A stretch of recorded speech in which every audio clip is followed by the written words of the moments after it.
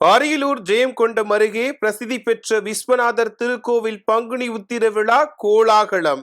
திரளான பக்தர்கள் காவடி எடுத்தும் பால்குடம் எடுத்தும் நேர்த்திக்கடன்.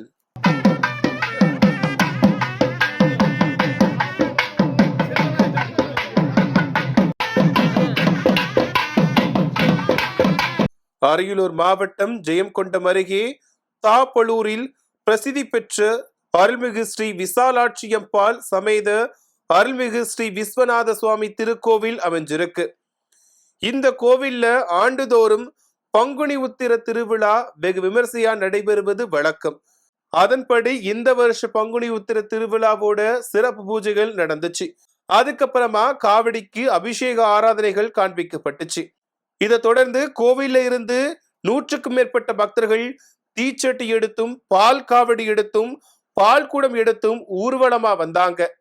அப்போ வெற்றிவேல் முருகனுக்கு அரோகரா என்ற பக்தி கோஷத்தோட நகரோட முக்கிய வீதிகள் வழியா ஊர்வலமா வந்து இறுதியா கோவில வந்தடைஞ்சாங்க.